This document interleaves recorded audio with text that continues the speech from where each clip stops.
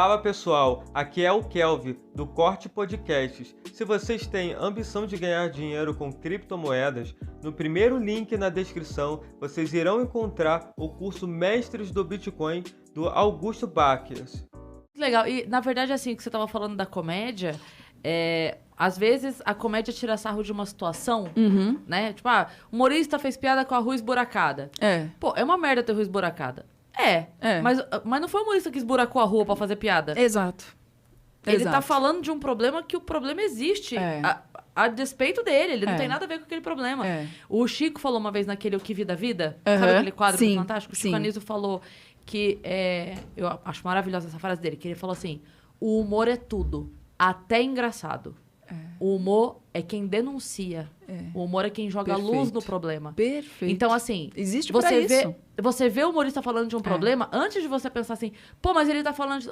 Sim, mas é que ele é humorista. Eu sempre lembro dessa situação que o Chris Rock foi apresentar um... Eu acho que era o Oscar, eu não tenho certeza. Tem muitos anos, tá? Muitos mesmo. E aí ele faz uma piada, entram os filhos dele, entram com umas crianças e tal, e ele faz uma piada meio... eles pararam de fazer o tênis ali e trouxeram pra mim o papel.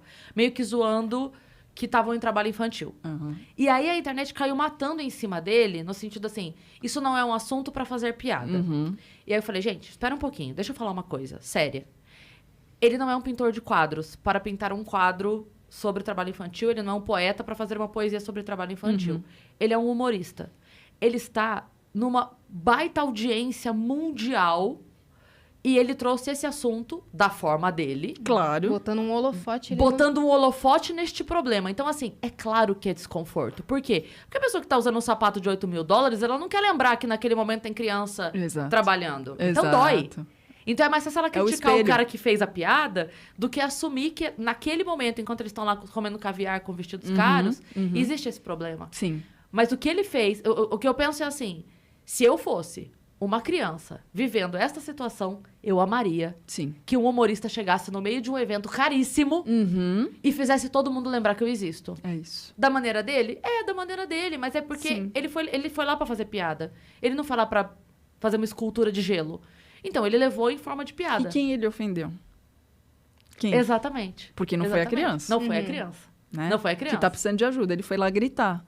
Ele foi gritar. Vocês estão rindo da minha piada? Que legal. Mas, vocês estão contribuindo para essa piada acontecer. Porque se não fossem vocês, essa piada não estava acontecendo. É isso. Então, é o espelho. Quando o humorista fala da tragédia que aconteceu, porque tal coisa, por que ao invés de olhar pro humorista que tirou sarro da coisa que aconteceu, você não tá olhando pro tanto de dinheiro que foi desviado e que não tava naquela hora a barragem bem feita? Por que não tava naquela hora o cuidado com a rodovia bem... Por que o problema é o humorista que tá jogando a luz e não o problema em si?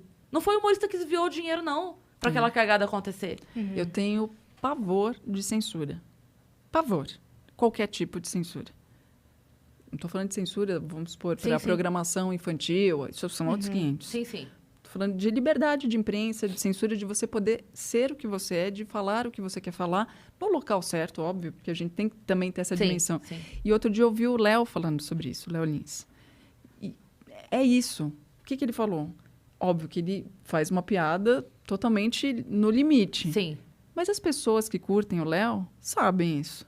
Exato. Você não vai entrar enganado no show do Léo, achando que você vai ouvir piadinha do papagaio. Do papagaio leve. Não vai, entendeu? Então, se eu comprar um ingresso para ir no show dele, eu tenho que entrar lá consciente que ali o negócio vai ser pesado, entendeu?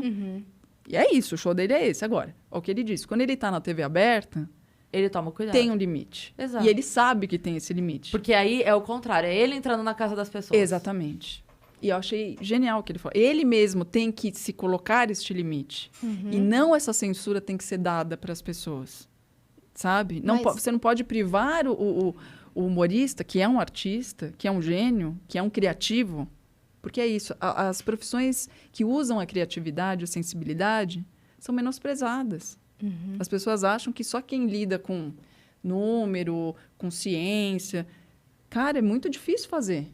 É muito difícil fazer uma piada, é muito difícil você ter improviso, é muito difícil você ter sensibilidade.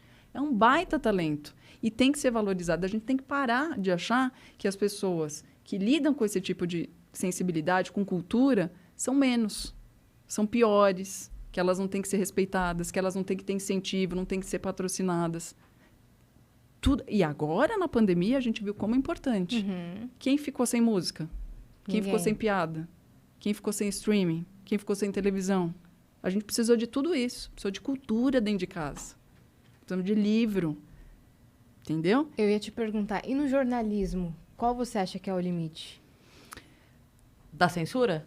Da censura e da forma de se fazer. Porque hoje tá saindo muita mídia tá perdendo a mão na forma de noticiar. Noticia uma morte em primeira mão como se fosse o preço da banana, entende? Mexe com a vida de pessoas, mexe com a sensibilidade das famílias como se fosse qualquer coisa. E às vezes, para dar aquele furo de notícia, nem tem a notícia completa. Sim. E acaba... Mas é o imediatismo que faz isso. Você quer... Eu quero ser o primeiro, eu quero ser o exclusivo.